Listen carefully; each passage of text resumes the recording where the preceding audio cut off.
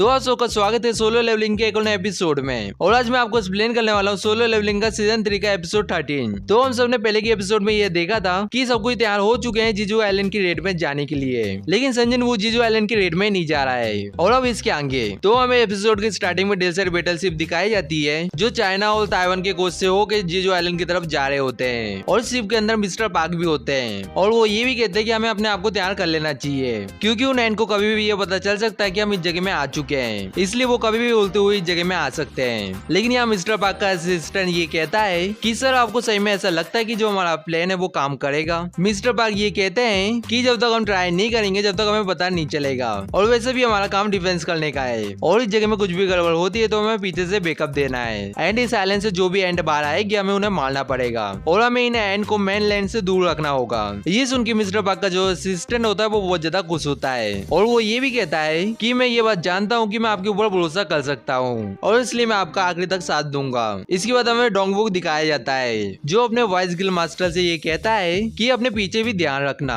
लेकिन vice guild master ये कहती है कि पीछे ध्यान रखने का कोई फायदा ही नहीं है, क्योंकि बस हम नाम के ही डिफेंस टीम है और असलियत में बस हम खड़े रहने वाली टीम है, इसलिए हमें आज के दिन कुछ भी नहीं करना पड़ेगा। डोंगवू उसे ये कहता है कि जितने भी हमारे गिल्ड मेंबर है वो इस शिप के अंदर है और तुम वाइस गिल्ड मास्टर हो, इसलिए तुम्हें अपने मेंबरों के पास जाकर ट्रेनिंग करनी चाहिए। वाइस गिल्ड मास्टर ये कहती है कि मैं क्या ही कर सकती हूँ, और अब ये जानते कि मुझे वाइस गिल्ड मास्टर का बस टाइटल ही मिला है। लेकिन यहाँ डोंगवू वाइस गिल्ड मास्टर के सर में हाथ रखते हुए ये कहता है कि जो हमारा गिल्ड है वो तुम्हारे मेजरमेंट की वजह से इतना ज्यादा ग्रो कर पाया है और इस चीज के लिए थैंक यू। और तुमने इस गिल्ड के लिए बस सिंबल नहीं दिया है, तुम्हारे डिसीजन की वजह से इस गिल्ड का जो एक्टिविटी है वो एक्सपेंड हुआ है और तुमने इतना सब किया है जिसकी वजह से मैं तुम्हारा एहसानमंद हूँ, और वैसे भी मैं मेजरमेंट में बहुत ज्यादा खराब हूँ। वाइस गिल्ड मास्टर ये कहती है कि मुझे आपको वहाँ भेजने में अच्छा फील तो नहीं हो रहा है, लेकिन आप ये पक्का करना कि आप इस जगह में जिंदा वापस आ जाए। फिर हम ये देखते हैं कि डोंगवू यहाँ से चला जाता है और इसके बाद हमें फेम गिल के पास ले जाया जाता है। लेकिन यहाँ मिस्टर लेम कॉल में चिल्लाते हुए ये कहते हैं कि तुम्हारी हिम्मत कैसे हुई मीन्स उनको वहाँ तैनात करने की, और एंड उस जगह में कभी भी आ सकते हैं, तो इसलिए उसे जल्दी से जल्दी पीछे भेज दो।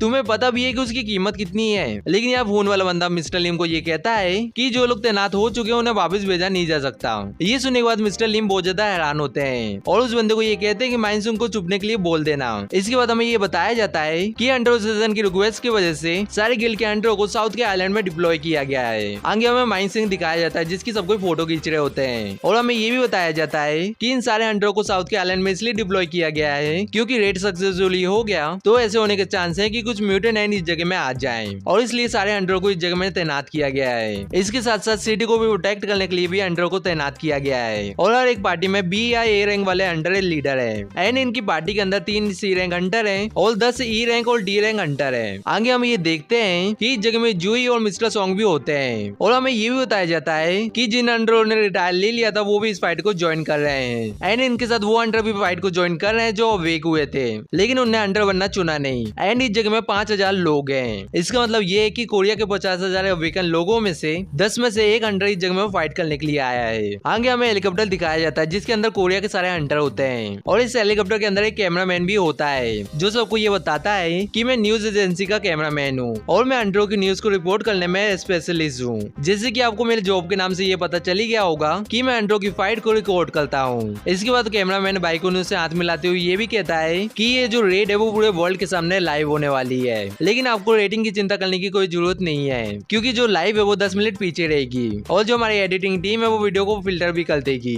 बाइकोनू ये कहता है कि मुझे विश्वास नहीं हो रहा है कि इतने खतरनाक मिशन में हमारे साथ एक कैमरामैन चल रहा है। पता नहीं मिस्टर गो ने क्या सोच के ये डिसीजन लिया है। आगे डोंगवू ये कहता है कि एक सक्सेसफुली अंडर वही होता है जो किसी को भी प्रोटेक्ट कर पाए, लेकिन तब भी मिस्टर कैमरामैन तुम्हें अपना ध्यान रखना पड़ेगा। ये सुने के बाद कैमरामैन ये कहता है कि देखने जैसा नहीं लग रहा है लेकिन तब भी मैं एक ए क्लास हंटर हूँ, और हमें इस जगह में ये भी बताया जाता है कि कुछ ऐसे लोग भी है जिन्हें लाइसेंस मिलने के बाद भी वो नॉर्मल लाइफ को जीना पसंद करते हैं क्योंकि इन लोगों को रेड में जाना अच्छा नहीं लगता है, और इस कैमरामैन जैसे बहुत सारे लोग जिनके पास हंटर का लाइसेंस है। इसके बाद कैमरामैन ये कहता है कि मेरे पास 2 काम है और ये मेरा पहला खतरनाक डंजन नहीं है जब मैं फिल्म करने जा रहा हूँ, और मुझे डंजन ब्रेक को भी फिल्म करने भेजा गया है, लेकिन ये पक्का नहीं है कि मुझे पहले के एक्सपीरियंस कितनी मदद करेगी। और इस जगह में कैमरामैन के हाथ भी कांप रहे होते हैं। डोंगवू कैमरामैन को ये कहता है कि तुम्हें इतना नर्वस होने की कोई जरूरत नहीं है। हंटर ऑफिसर ने कैमरामैन को इस बार हमारे साथ इसलिए भेजा है क्योंकि उन्हें ये विश्वास है कि फुल चांस में ये रेड सक्सेसफुली हो जाएगा। ये सुनने के बाद कैमरामैन डोंगवू को थैंक यू कहता है।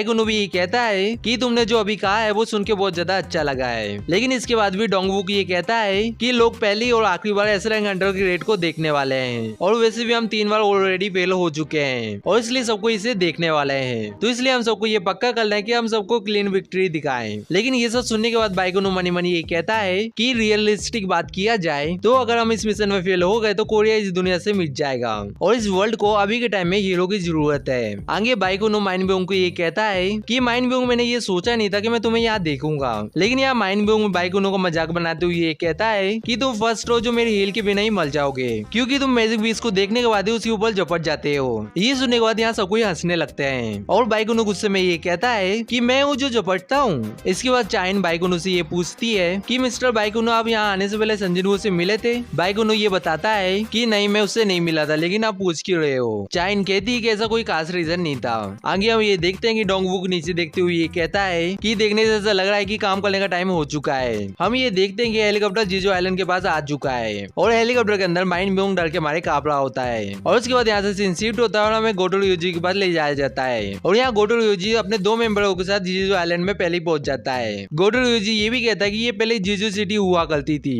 लेकिन अब ये बस गोस्ट टाउन है। आगे गोटो रियोजी ये देखता है कि उसके सामने एंटो की बॉडी पड़ी होती है। ये देख के गोटो रियोजी मनी मनी ये कहता है कि ये जो एंट की बॉडी है इसकी हालत दूसरे एंटो ने किया है। इसके बाद गोटो रियोजी अपने सारे मेंबर को ये कहता है कि फ्लूड गेट को चालू करने का टाइम हो चुका है और इसके बाद चारों तरफ से सबको अपने मानव को रिलीज करते हैं और ये सब हेलीकॉप्टर के अंदर से सारे हंटर देख रहे होते हैं। बाइकुनो ये देख के हैरान होते हुए ये कहता है कि जो इनकी मानव वेव है वो बहुत ज्यादा इंटेंस है। चाय जोंगिन भी ये कहता है कि जैपनीज हंटरों ने ऑपरेशन को लॉन्च कर दिया है। इसके बाद हम ये देखते हैं कि टनल के अंदर से ढेर सारे एंट बाहर आ रहे होते हैं और कुछ एंट हेलीकॉप्टर की तरफ भी आ रहे होते हैं। लेकिन यहाँ चाय जोंगिन कहता है कि मैं इन्हें संभाल लूंगा और ये कहने के बाद डायरेक्टली उन्हें एंट के ऊपर फायर अटैक करता है और इस अटैक की वजह से उन तीनों एंट के ऊपर बहुत बड़ा धमाका होता है। ये देख के माइन ब्योंग ये कहता है कि ये बहुत ज्यादा इंप्रेसिव है। लेकिन चाय जोंगिन ये कहता है कि ऐसा नहीं है और मुझे ये पता था कि ऐसे ही होने वाला था एंड इस जगह में 2 एंट इस अटैक को सर्वाइव कर लेते हैं। और यहाँ चाय जोंगिन ये भी कहता है कि ये इतने पावर से भी टेक डाउन नहीं हो रहे हैं और उसके बाद चाय जोंगिन एक बहुत पावरफुल फायर अटैक करने वाला था इसलिए वो सबको ये कहता है कि पकड़ के बैठना क्योंकि थोड़ी बहुत दिक्कत हो सकती है। और ये बोल के चाय जोंगिन उन एंट के ऊपर एक बहुत बड़ा फायर बॉल से अटैक करता है और इस अटैक की वजह से वो एंट पूरी तरह से जल जाते हैं। आगे चाय जोंगिन ये भी कहता है कि ये जो एंट है वो कुछ ज्यादा इवॉल्व हो चुके हैं और ये पहले जैसे नहीं रहे हैं क्योंकि जो मेरा पहला अटैक था वो ए रैंक डंजन के लिए काफी था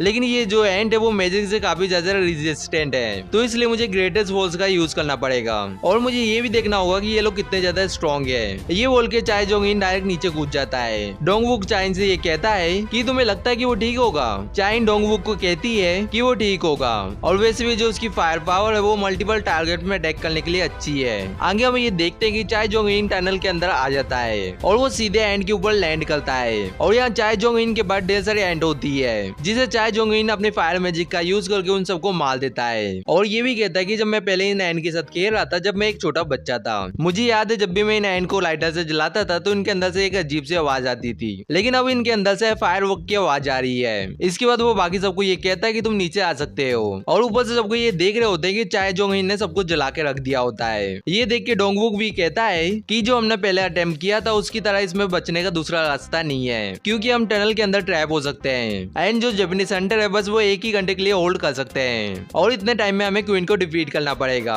आगे हम ये देखते हैं कि सबको हेलीकॉप्टर से नीचे कूद जाते हैं और इसके बाद यहाँ से सीन शिफ्ट होता है और हमें डिस्ट्रॉय नंबर 2 काका शिप को दिखाया जाता है और इस शिप के अंदर सुकीमोटो होता है जो ब्लेड गिल्स है। सुकीमोटो ये भी कहता है कि हमें अपने ऑपरेशन को चालू कर देना चाहिए और इसलिए वो जैमिंग सिग्नल को एक्टिवेट करने के लिए बोल देता है। ये सुन के एम्प्लॉई जैमिंग सिग्नल को एक्टिवेट कर देता है और हमें ये दिखाया जाता है कि सैटेलाइट का यूज करके ये लोग जीजू आइलैंड की तरफ जैमिंग सिग्नल को भेज रहे होते हैं। सुकीमोटो मनी मनी ये भी कहता है कि ये जो एंट है वो अपनी क्वीन की मदद की आवाज को नहीं सुन पाएंगे। आगे हम ये देखते हैं कि कामोटो को मरे हुए एंट को देख के अच्छा नहीं लग रहा होता है तो इसलिए तावाता का नायक कामोटो को ये कहती है कि तुम्हें इस चीज की आदत डाल लेनी चाहिए और तुम ऐसा नहीं कर पाए तो तुम मारे जाओगे। सिमजू अकारी भी ये कहती है कि जब तक साउथ कोरिया की टीम क्वीन को मारेगी उससे पहले हम इन सबको मार देंगे। ये सुन के फूजिमा तात्सुमी ये कहता है कि ऐसा हो सकता है लेकिन केंजो कहाँ चले गया है। सिमजू अकारी ये बताती है कि वो उन एंट के साथ टैग कर रहा है और मुझे ये लगता है कि ताकाना केंजो एक एक करके उन एंट के जो पंख है उन्हें उखाड़ रहा होगा। ये सुन के फूजिमा तात्सुमी ये कहता है कि क्या वो एक बच्चा है और ये देखने से ऐसा लग रहा है कि उसे ये करने में मजा आ रहा है। और उसके बाद हमें डल्टर टीम के पास ले जाया जाता है और यहाँ काई ये कहता है कि टनल के अंदर फायरवर्क हो रहा है।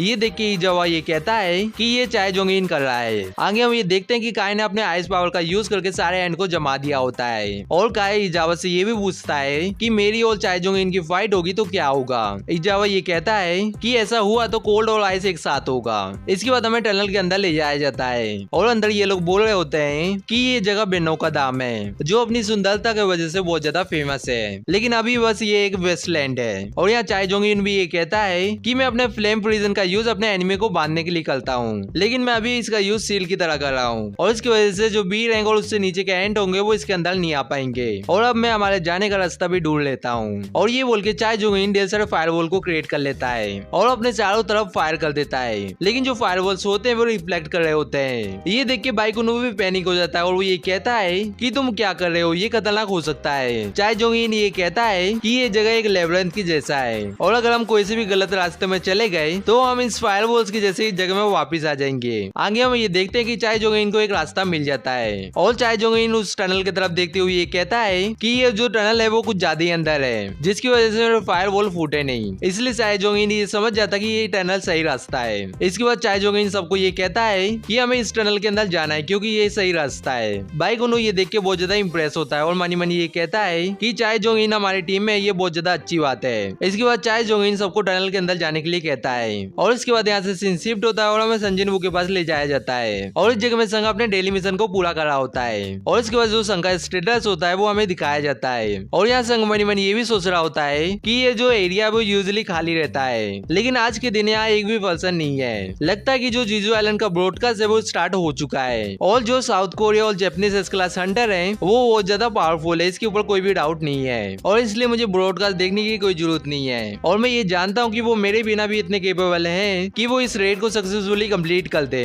और इसके बाद यहाँ से सीन शिफ्ट होता है और हमें टनल के अंदर ले जाया जाता है, जहाँ टनल के अंदर जितने भी एंड होते हैं ये उन लोगों को मार देते हैं। और यहाँ चाय जोंग इन ये कहता है कि जो हमारा अंदाजा था वो एकदम सही था क्योंकि इस टनल के अंदर बस कुछ ही एंड थे। मिस्टर लिम भी ये कहता है कि ये जो क्रीचर है मैं इन्हें पहली बार देख रहा हूँ और ये क्यों इनके रॉयल गार्ड है तो ये बहुत ज्यादा वीक है और उनकी आंखें को देखो वो कितनी ज्यादा बिगड़ी हुई है। लगता है कि ये एंड इस टनल को गार्ड करने के लिए इवॉल्व हुए हैं और इसका एक ही मतलब है कि हमारे लिए चीजें आसान होने वाली है और अगर ये रॉयल गार्ड नहीं है तो हम अपनी फायर पावर का यूज करके इन्हें खत्म कर सकते हैं। ये सब देख के लाइम यूंग ये कहता है कि तुम्हें सही में लगता है कि क्वीन इस जगह में होगी? क्या होगा वो अपने बच्चों को धोखा देके इस जगह से भाग गई हो तो? बाइक उन्होंने ये सुन के ये कहता है कि ये चीज होना इम्पॉसिबल है क्योंकि बस वो एंट है और वैसे भी हम लोग एक आइलैंड के अंदर है जिसकी वजह से ये कहीं भी नहीं भाग सकते। लेकिन यहाँ कैमरामैन भी मनी मनी ये कहता है कि ये जगह कुछ ज्यादा ही डार्क है, इसलिए क्या मेरा कैमरा इस जगह को रिकॉर्ड कर पा रहा होगा? वैसे मुझे पूरी उम्मीद है कि जो हेडक्वार्टर है वो अच्छी एडिटिंग कर लेंगे। इसके बाद सब कोई टनल के एंड में पहुंच जाते हैं। चाहे जो इन सबको ये कहता है कि इस तरफ देखो और इस जगह में सबको ये देखते हैं कि इस जगह में ढेर सारे एंट एक होते हैं। ये सब देख के बाइक ये कहता है कि ये सब इस जगह में है तो इसका मतलब ये है कि एंट क्वीन भी आसपास ही होगी। चाहे जो इन भी ये कहता है कि हमने जो पहले एंट को मारा था वो इस जगह को प्रोटेक्ट कर रहे थे और इसलिए मैं इन सब एग को आग लगा देता हूँ। लेकिन यहाँ चाइन कहती है कि इस जगह में जितनी भी एग फूट है ये उनसे सबसे बड़ा है। लैंग भी ये देख के ये कहता है कि ये जो एग है वो एंड का हो ही नहीं सकता और पता नहीं इस एग के अंदर से कौन सी चीज बाहर आई है, क्या इसके अंदर से कोई रॉयल गार्ड निकला है? लेकिन यहाँ बाइकुनो ये कहता है कि जो हमारा गोल है वो क्वीन को डिफीट करना है और बाकी सारी चीजों को भूल जाओ। इसके बाद बाइकुनो मनी मनी ये कहता है कि मैं लाइम बियोंग को ये बोलने के लिए ब्लेम नहीं कर सकता और वो पीछे क्यों हटना चाहता है मैं ये बात भी अच्छे से जानता हूँ। वो इन मॉन्स्टरों की वजह से पीछे हटना चाहता है। और इसके बाद यहाँ से सीन शिफ्ट होता है और हमें टीम चार्ली के पास ले जाया जाता है और इस जगह में शिमुजू अकारी ये कहती है कि केंजो तुम बहुत ज्यादा हॉट मैस हो। तकाना केंजो ये कहता है कि मैंने जितना सोचा था उससे ज्यादा मुझे इसे उड़ने वाली एंड ने दिक्कत दी है। उन्होंने मेरे ऊपर मिलिट्री टैक्टिक का यूज करके अटैक किया था और मुझे ये लगता है कि मैंने 30 उड़ने वाले एंड को मारा है, लेकिन वो मेरे कंधे और मेरे कमर में चोट देने में कामयाब हो गए। ये सुन के शिमुजू अकारी ये कहती है कि तुम ये चाहते हो कि मैं तुम्हें हील करूं तो तुम्हें इस चीज का प्राइस देना पड़ेगा। तकाना केंजो से ये कहता है कि कठोर बनना बंद करो और शिमुजू मुझे हील करो। लेकिन यार शिमुजू ये कहती है कि मैं पैसे नहीं मांग रही हूँ, मैं तुमसे कुछ और चीज मांगना चाहती हूँ। ये सुनने के बाद तकाना केंजो ये कहता है कि तुम्हें क्या चाहिए और तुम्हें ये भी बताया कि तुम मुझसे ज्यादा कमाती हो और तुम अभी भी बहुत ज्यादा यंग हो, लेकिन तब भी तुम पैसे के लिए इतनी पागल क्यों हो? और इसके बाद तकाना केंजो दूसरी तरफ देखते हुए ये कहता है कि जल्दी करो, इस जगह में और एंड आते जा रहे हैं। लेकिन इस जगह में हम ये देखते हैं कि शिमुजू अकारी का गर्दन कट चुकी होती है। ये देख के फुजिमा और तकाना केंजो बहुत ज्यादा हैरान होते हैं। इसके बाद तुरंत तकाना केंजो ये कहता है कि ध्यान रखना ये आसपास ही है और ये कह के वो डायरेक्ट बड़े वाले एंड के ऊपर अटैक करने के लिए जा रहा होता है। लेकिन यहाँ तकाना केंजो का भी गर्दन कट जाता है। ये देखने के बाद तात्सुमी बहुत तेज चिल्लाता है और उसके ऊपर अटैक करने के लिए जा रहा होता है, लेकिन यहाँ तात्सुमी की भी गर्दन कट जाती है और ये एपिसोड यहीं पे खत्म होता है। और अभी तक आप लोगों ने वीडियो को लाइक नहीं किया है तो वीडियो को लाइक करके चैनल को सब्सक्राइब कर लो। और मैं आप सबको ये बता दूं कि 400 लाइक के बाद ही नेक्स्ट वीडियो आएगी। और मैंने लाइक टारगेट को इसलिए इंक्रीज कर दिया है क्योंकि आप लोगों ने पहले वाले लाइक टारगेट को कंप्लीट नहीं किया था, और आप लोग जब तक लाइक टारगेट को कंप्लीट नहीं करते हो जब तक मैं दूसरी वीडियो भी बना पाऊंगा। और जाने से पहले हमारे मेंबर जेसन सिंह और ओनकल पाटिल को एक बहुत बड़ा शाउट आउट। और हम सब मिलेंगे किसी नेक्स्ट वीडियो में। सायोनारा।